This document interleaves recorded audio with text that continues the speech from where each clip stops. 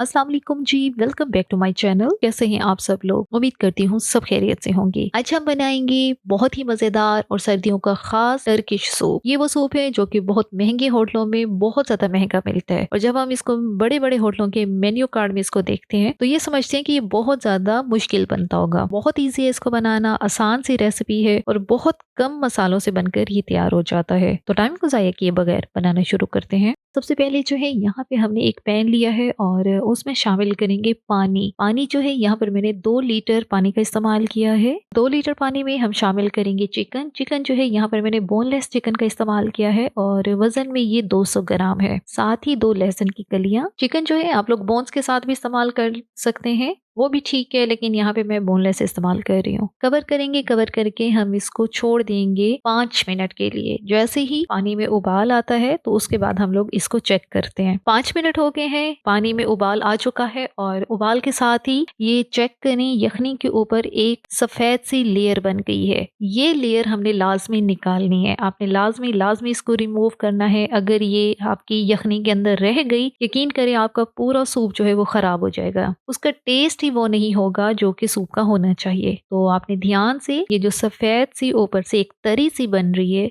ये आपने लाजमी निकाल लेनी है। तो सारी जो है ऊपर की जो सफेद तरी है वो हमने निकाल ली है। और अब यहाँ पे हम लोग शामिल करेंगे नमक 1 टीस्पून, काली मिर्च का पाउडर 1/2 टीस्पून, ताकि यखनी जो है बहुत अच्छी सी तैयार होना। और साथ ही इसमें मैं डालूंगी 5 से 6 साबित काली मिर्च और एक बड़ी इलायची। तो बस अब दोबारा हम इसको कवर करेंगे और कवर करके हमने इसको 25 मिनट के लिए हमने इसको लो मीडियम फ्लेम पे हमने इसको पकाना है। फ्लेम आपने उतना रखना है कि ये ना हो कि यखनी जो है सारी ही खुश्क हो जाए। 25-30 मिनट इनफ है। चिकन भी अच्छी तरह से गल जाएगा और यखनी भी आपकी बहुत अच्छी तरह तैयार हो जाएगी। 25 मिनट हो गए हैं और यहाँ पर हम लोग चेक करते हैं, यखनी हमारी बहुत अच्छी तरह रेडी हो गई है। अब जो चिकन के पीसेस हैं ये हम बाहर निकालेंगे और जो बाकी यखनी है इसको हम लोग छान लेंगे, ताकि यखनी जो है हमारी बिल्कुल साफ हो जाए। और जो इसके अंदर काली मिर्च, लहसुन की कलियां हैं वो आपने ज़ाया कर देनी है।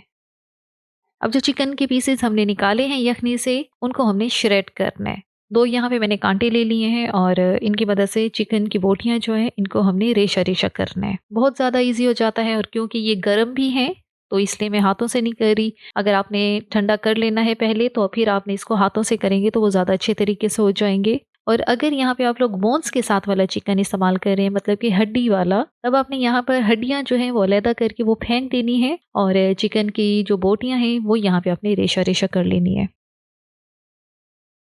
सारा हमने यहाँ पे श्रेड कर लिया है और अब इसको रख देंगे साइड पे। अब चलते हैं अगली तैयारी की तरफ। दोबारा से हमने पैन लिया है और इसके अंदर डालेंगे ऑयल। ऑयल जो है यहाँ पे ऑलिव ऑयल का मैं इस्तेमाल कर रही हूँ और वो 2 टेबल स्पून है।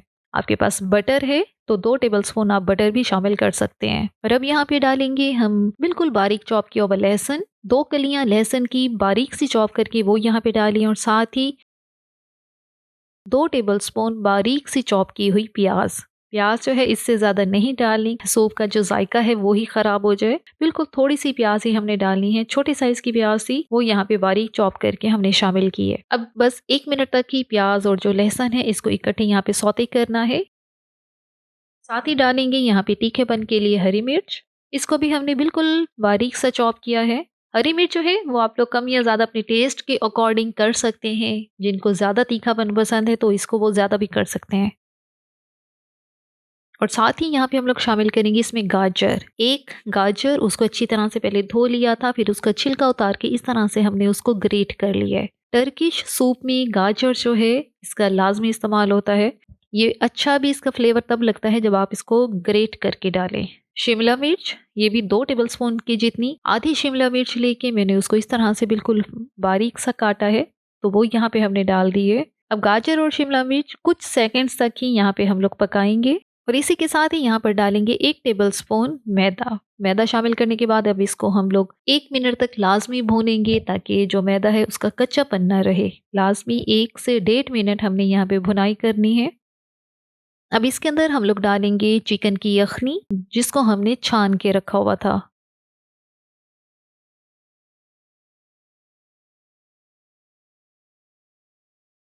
अब यहाँ पे हम लोग डालेंगे श्रेड किया हुआ चिकन। अच्छी तरह से मिक्स करेंगे। इसका कलर देखिए, इसका कलर बहुत अच्छा जो है वो गाजर की वजह से हुआ है।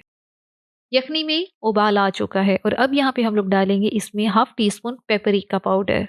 नमक हमने पहले भी डाला था लेकिन मैंने चखा है तो मुझे कम लग रहा है, तो आधा टीस्पून मैं यहाँ पे और शामिल करूंगी। साथ ही हाफ टी स्पून काली मिर्च का पाउडर, ये भी हमने पहले भी डाली थी लेकिन हाफ टी स्पून यहाँ पर डालेंगे। पेपरिका पाउडर जो है इसमें तीखापन बिल्कुल नहीं होता, सिर्फ कलर के लिए इस्तेमाल होती है। इससे हमारे सूप का कलर जो है वो बहुत अच्छा हो जाएगा। और अब यहाँ पे डालेंगे हम लोग नूडल्स। नूडल्स जो है ये आधा कप है और ये जो स्पेगेटी वाले नूडल्स होते हैं ये वही हैं और इनको मैंने तोड़ लिया है ताकि साइज में छोटे हो जाएं।